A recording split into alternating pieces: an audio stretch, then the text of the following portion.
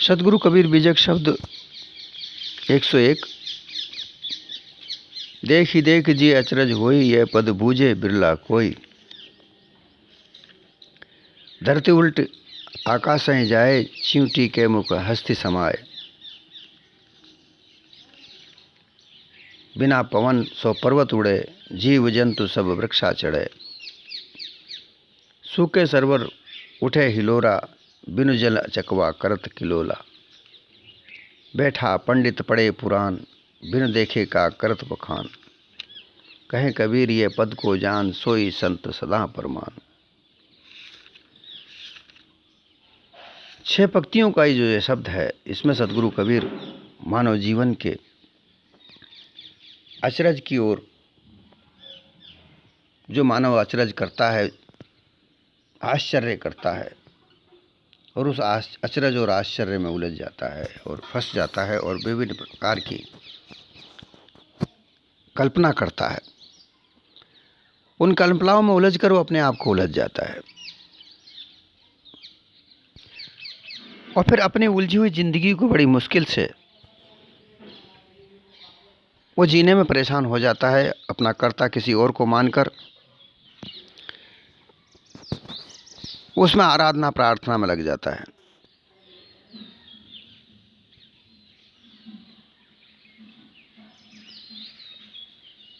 और अल्लाह, ईश्वर, गॉड, खुदा ऐसा मानकर उनकी विभिन्न प्रकार की मूर्तियां बनाकर, मंदिर बनाकर, मस्जिद बनाकर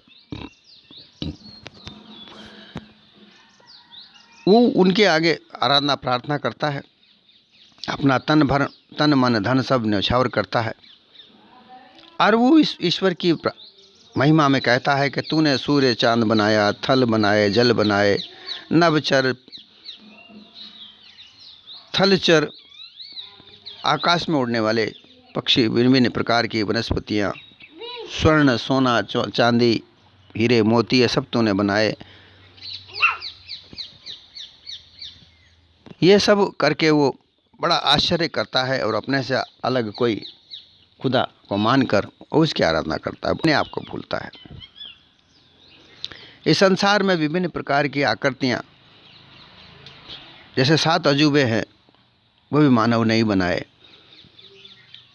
विभिन्न प्रकार की प्राकृतिक छटा, घटा, आकृतियाँ, विभिन्न प्रकार के समुद्र, तालाब, झरने, इनको सबको देखकर बड़ा आश्चर्य करता है और ईश्वर अल्लाह उनकी महिमा गाता है कि ये तूने कितना सौंदर्य बनाया। और उसी प्रकार से स्त्री को देखकर पुरुष आकर्षित होता है कि इतने सुंदर श्रृंगार, नखरा, इन सब को देखकर वो उस स्त्री के जाल में फंसता है, रूप में फंसता है, मोहित होता है, आकर्षित होता है, लंपट होते हैं। इसी तरीके से स्त्रियां भी पुरुष को देखकर, रूप सौंदर्य को देखकर उनकी ओर मोहित होती हैं, आकर्षित होती हैं और बड़ा आश्चर्य करके मोहजाल में उलझती हैं। ये आश्चर्य कल्पना की ओर ले जाता है और कल्पना से विभिन्न प्रकार के भाव मन में उठते हैं और फिर उन भावों में उलझकर ये उलझ जाता है और अपने आप को भूल जाता है। खाने पीने की वस्तुएं, रूप, सौंदर्य, ये सब अपने आप स्वतः से हैं, जिनको देख देख कर विचेतन स्वरूप जीव अपने आप को भूला हुआ है और बड़ा आश्चर्य करता है, भ्रम भूल में पड़ा रहता है। ये सब अज्ञानता के कारण है। ज्ञान गुण नहीं होने के कारण ही ये मानव इन सब प्रकृतियों को विभिन्न प्रकार की देख देख कर ईश्वर को धन्यवाद देता है, उसका गुणगान करता है। पदार्थों के गुण अलग अलग तत्व होते हैं, क्रिया शक्ति अलग होती है, भेद होते हैं, स्वयं अनादि स्थित हैं। उन्हीं जड़त्व संबंध से या ये कार्य बनते बिगड़ते रहते हैं। बीज वृक्ष, वृक्ष से बीज, वृक्ष से फिर बीज, ये सब यथावत कार्य होते रहते हैं। अनंत चेतन जीव देहधारी जड़ाध्यासी हो कर चार खानियों में देह धारण करते छोड़ते चले आ रहे हैं। कारण अबोधता। मनुष्य अगर सत्संग न करे तो अबोध हुआ रहता है और उस अबोध में अपने आप को अचरज करके मान के भूला पड़ा रहता है। जैसा कि ये मानव 84 योनियों में जाने का मूल कारण है यह अबोधता ही है। इस बात को कोई बिरला ही बोधवान जानता है। वैराग्यवान निर्जीव समझता है। मन वचन कर्म से सब प्रकार से स्त्री संग और विषय वासनाओं को त्याग करके वे निज चैतन्य पद में स्थिर होकर निर्बंध होंगे, तभी अपने आप को जान पाएंगे। स्त्रियों का संग त्यागने का अर्थार्थ मतलब यह नहीं है कि अपनी अर्धांगिनी, अपने शादी करके जो अपनी पत्नी है उसको त्याग कर दे, नहीं। उससे मोह त्यागे, वो तुम्हारी संगनी है। पुरुष की संगनी स्त्री होती है, स्त्री का संगी पुरुष होता है। दोनों साथी संगी होते हैं अपने गृहस्थ जीवन को चलाने के लिए, परंतु उसमें मोह का त्याग होना चाहिए। अपने अपने कर्तव्य का निर्वाह करे, कर्तव्य को समझकर अपने कर्तव्य का निर्वाह करे, मोह में न बंधे। अपने ही बनाए हुए मकान जायदाद का मोह न करे, अपना समझकर, अपने कर्तव्य समझकर उसमें अपना कर्तव्य करे। विकार स्थिति जब होती है जब उसका मोह करे। 5 विषय शरीर पर लागू हैं, वह त्याग नहीं हो सकते, लेकिन विकार स्थिति जब आती है जब उनका मोह करे।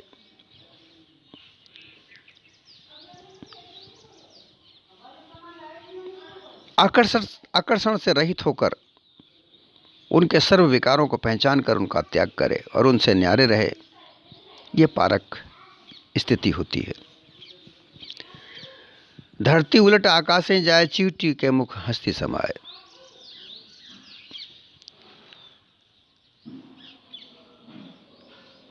ऊपर सोने में आकाश में यह धरती चली जाती है। चींटी पिपली का यानी चींटी जो मुख है, चींटी जो है वह हाथी के मुंह में चली जाती है। परंतु यहाँ उलटवासी है। ये भ्रमिक गुरुआ लोगों की कल्पित वाणी सुन सुनकर सब लोग, अज्ञानी मनुष्य, पृथ्वी के निवास करने वाले लोग, अज्ञानी जीव अपनी बुद्धि विचार विवेक को उलटकर औंधा करके विपरीत समझते हैं। अर्थात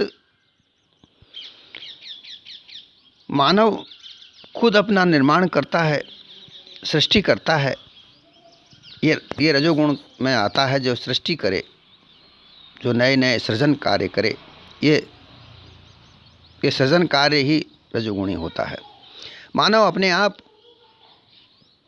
विभिन्न प्रकार के रचनात्मक कार्य करता है और करते आए हैं। हमारे महापुरुष आगे से आगे, जो हम आज जिन वस्तुओं को देखने जाते हैं, बड़ी बड़ी विचित्र वस्तुएं जो हम देख रहे हैं, उनको देखने से पता लगता है कि हाँ, किसने बनाया होगा।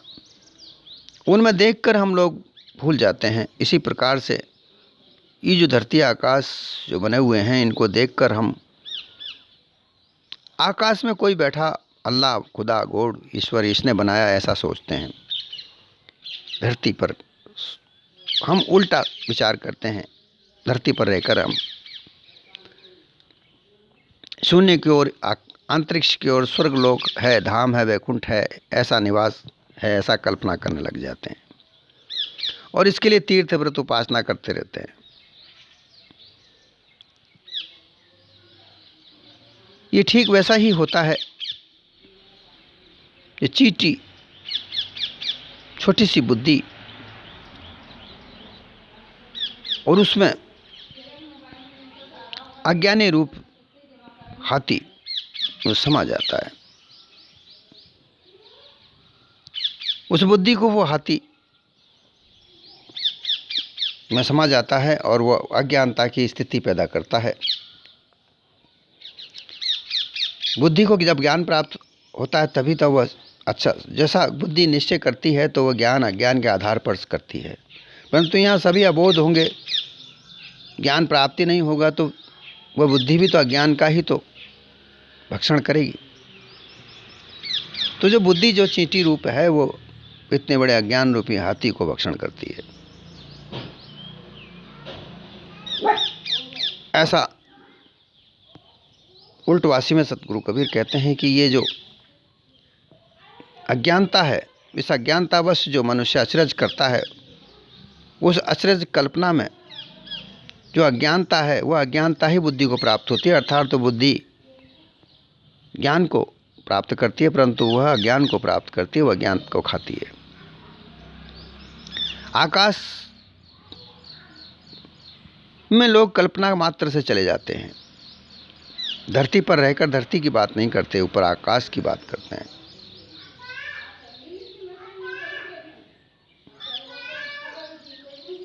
आकाश में कोई परमात्मा है ऐसा ब्रह्मज्ञानी कहते हैं, आत्मज्ञानी कहते हैं, और उनको प्राप्त करने के लिए शून्य में ध्यान लगाते हैं, अर्थात आकाश का विचरण करते हैं, आकाश में का चिंतन करते हैं।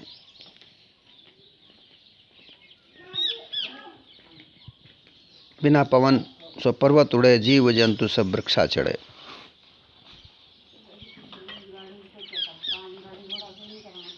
आदि बमंडल सब वायु कुछ भी चले, बिना ही सो वैसी स्थिरता में पवन पर्वत बड़े बड़े पहाड़ ऊंचे खूब ऊपर तक उड़ गए और भी उड़ते जा रहे हैं। उस बिना पवन के उड़ान के अपना बचाव करने के लिए जीव जंतु प्राणधारी जीव तथा पशु पक्षी कृमि कीट आदि जंतु सब दौड़ दौड़ कर आ रहे। अर्थात तो पवन पवित्र शुद्ध विचार जिससे सत्य असत्य का बोध होता है, भ्रम भूल मिटती है, निज चैतन्य पारक स्वरूप का ज्ञान होता है। वैसे पवन शुद्ध बोध विचार के बिना अविचारी विवेकी अन्यायी पक्षपाती भ्रमिक बने हुए लोग बड़े बड़े पर्वत के समान अहंकार ग्रस्त जड़मती वाले पर्वत हिंदू और मुसलमान, क्रिस्तान, यहूदी, पारसी, बौद्ध इत्यादि अनेक मतों के भ्रमिक अहंकारी लोग अपने अपनी मिथ्या मानंदी ब्रह्म धोखे की वाणी कल्पना में बिना विचार खूब उड़े हुए। अर्थात पवन यहाँ पर शुद्ध विचार है।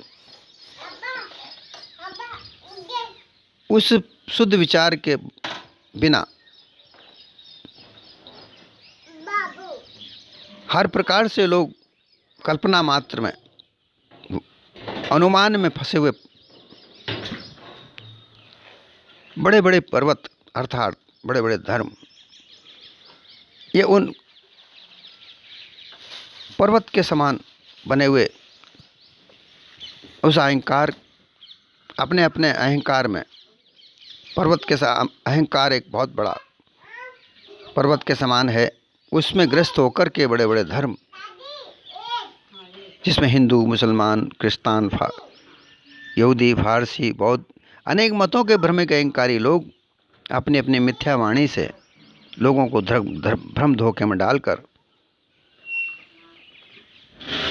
धोखे में खूब उनके विचारों में उड़ाते हैं, आशा भरोसा देकर कर भ्रम धोखे में उड़ाते हैं और वो विचारों में उलझकर अपने आप को धरती पर नहीं पाते,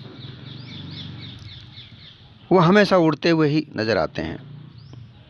अर्थात बड़े बड़े पर्वत बिना पवन के ही उड़ रहे हैं।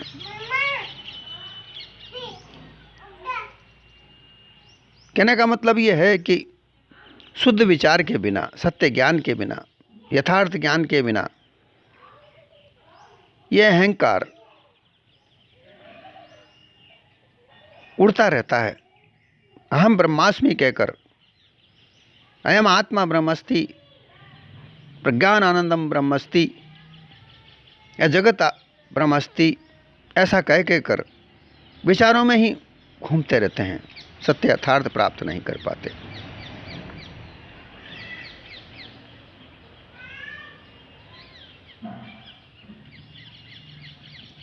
शुद्ध बोध विचार ज्ञान वैराग विवेक, ये पवन रूप, ये नहीं प्राप्त होने के बाद, ये प्राप्त जब नहीं होता है, अशुद्ध अबोध अविचार अज्ञान राग अविवेकी विषयासक्त लोग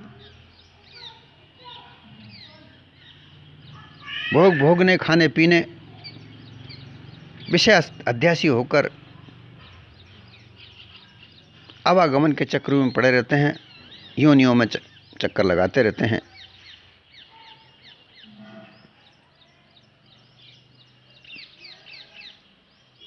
उनको शुद्ध विचार नहीं होता।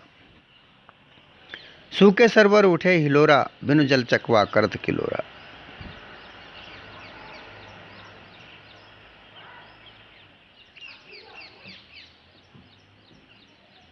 अब बिना पानी के कोई तालाब में पानी हो, हिलोल उठ सकती है क्या?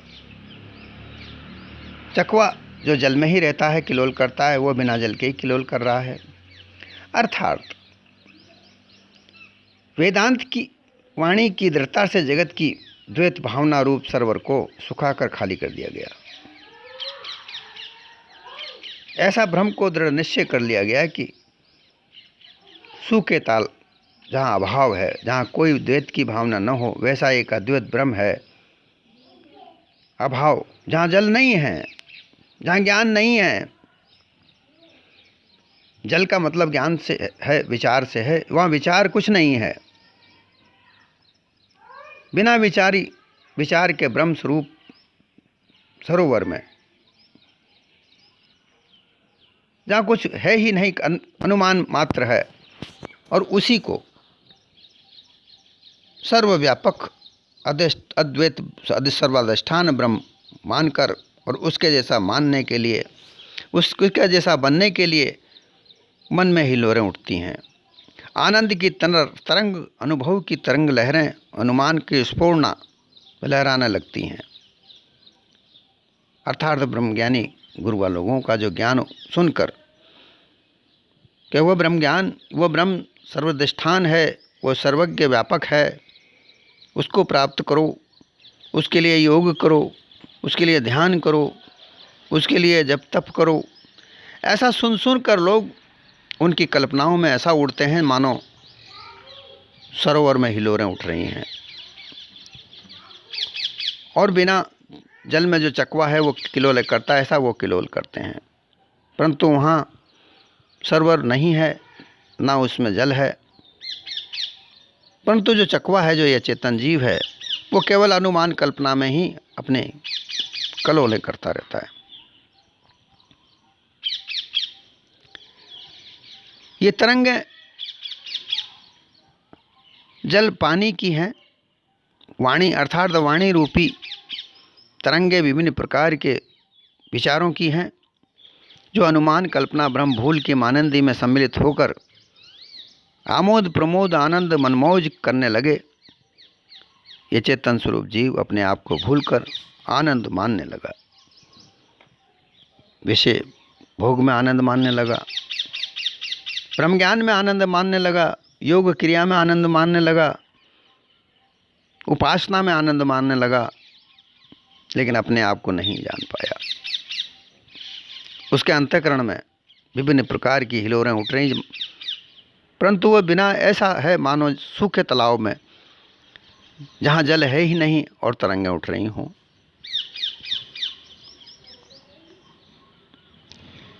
बैठा पंडित पढ़े पुराण, बिनु देखे का करत बखान।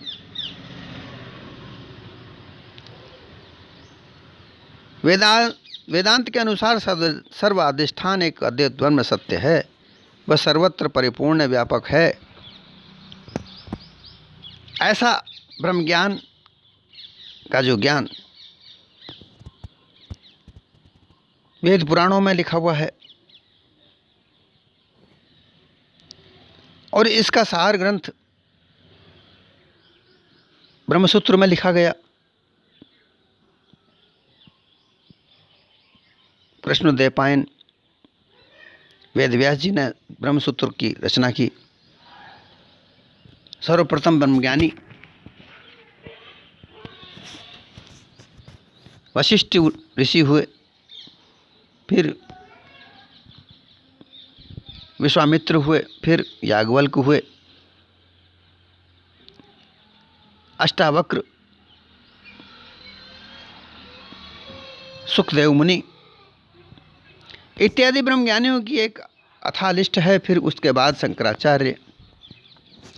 सदगुरु कबीर कहते हैं कि बैठा पंडित पढ़े पुराण, बिन देखे का करत बखान।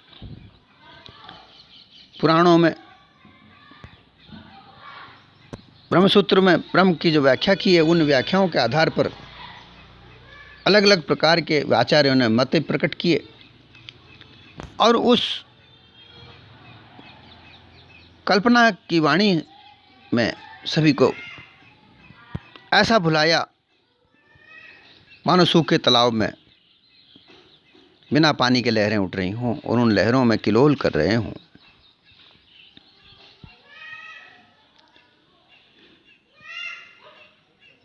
अपने स्वरूप का बोध नहीं पाया, केवल अनुमान कल्पित में ही कोई ईश्वर है, ब्रह्म ज्ञान है।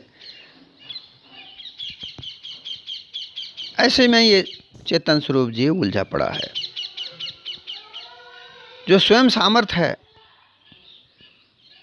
परंतु प्रकृति की छटा, प्रकृति का रूप सौंदर्य देखकर, स्त्री की रूप सौंदर्य को देखकर, पुरुष की रूप सौंदर्य को देखकर स्त्री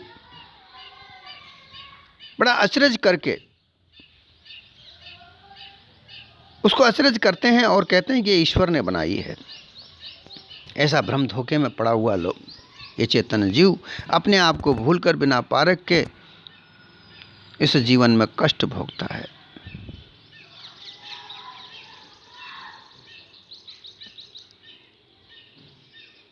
सदगुरु कबीर एक जगह कहते हैं कि ज्ञान हुआ तब जानिए जब अचरज ना होए। इस संसार में विभिन्न प्रकार की आकृतियां प्राकृतिक रूप से हैं। 7 अजूबे भी इस धरती पर हैं। ये सब प्राकृतिक रूप से बनी हुई वस्तुएं हैं या मानव के द्वारा निर्मित हैं। इनमें किसी आश्चर्य की कोई जरूरत नहीं होती है।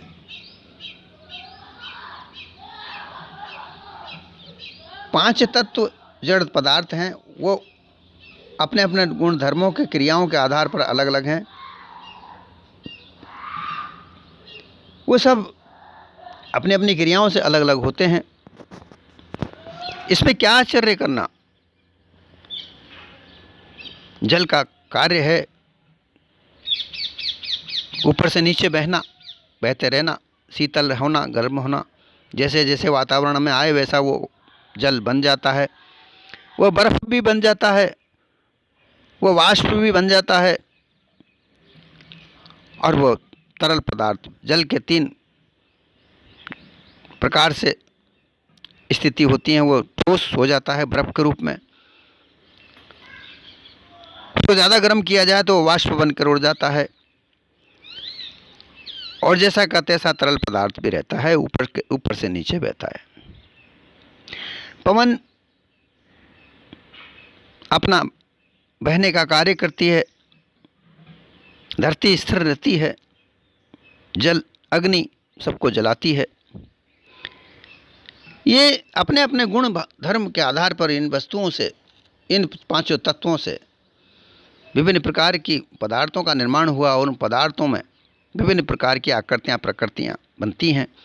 ये आश्चर्य की बात नहीं है, लेकिन अज्ञानता के वश होकर यह चेतन स्वरूप जीव भूल जाता है कि ये जड़ पदार्थ हैं, परंतु वह यह सोचता है कि ईश्वर ने निर्मित किए हैं। इसलिए आवश्यकता है निज बोध प्राप्त करने की। इसलिए सदगुरु कबीर कहते हैं, कहे कबीर ये पद को जान, सोई संत सदा परमान। वास्तविकता को जानने का हर व्यक्ति का अपना कर्तव्य बनता है कि वास्तविकता आखिर है क्या।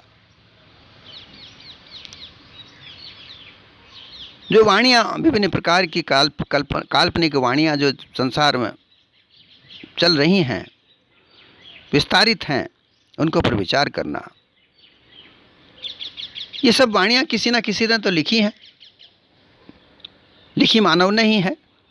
वेद, पुराण, ग्रंथ, ये सब ग्रंथ, गीता, भागवत, रामायण, महाभारत, ये जितने भी जो धार्मिक ग्रंथ हम लोग कहते हैं,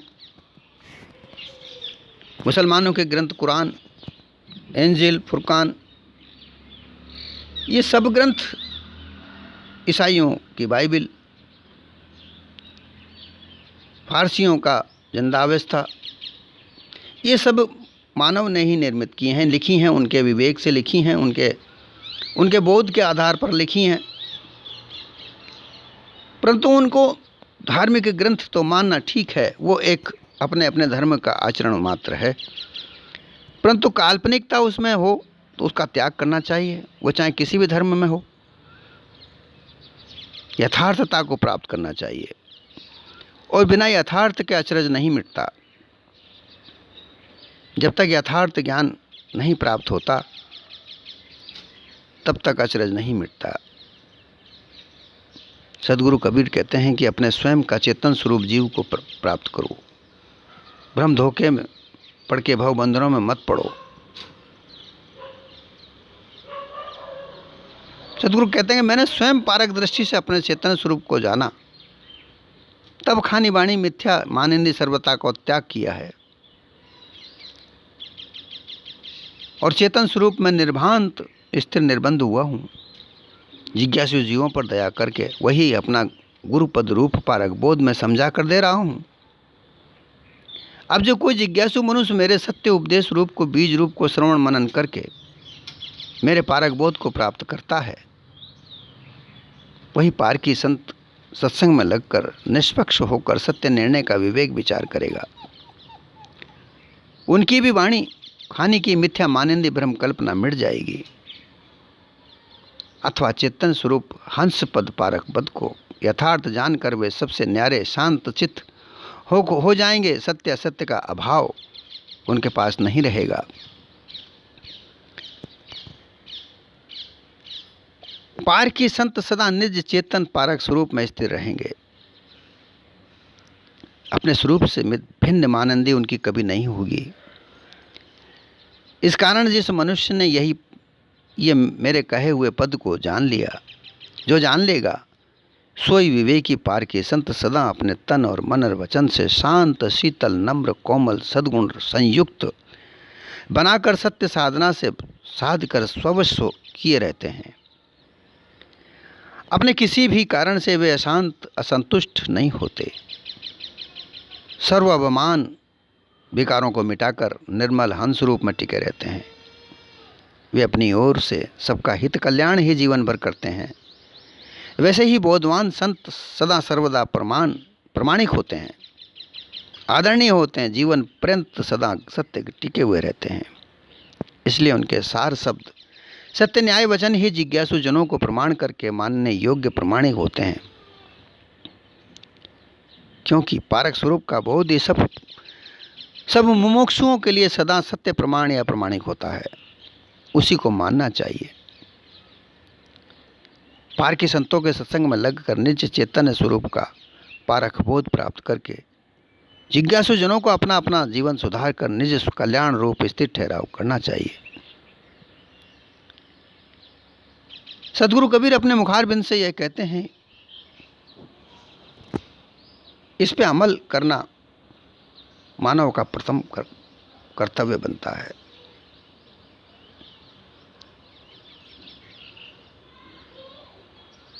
सत्य यथार्थ बात का श्रवण करके उस पर मनन करना चाहिए। अगर इसमें भी किसी प्रकार की कटुता किसी विकार को लेकर आती है तो उसको विचार करना चाहिए कि यह कटुता आई है तो हमारे विकार के कारण आई है या हमारे संगति में विकार के कारण आई है। इसको निकालना श्रेयकर है। परंतु लोग अविवेकी लोग, अबोध लोग उस बात पर विचार नहीं करके, जो संत उस बात को कहता है उसके शब्द पर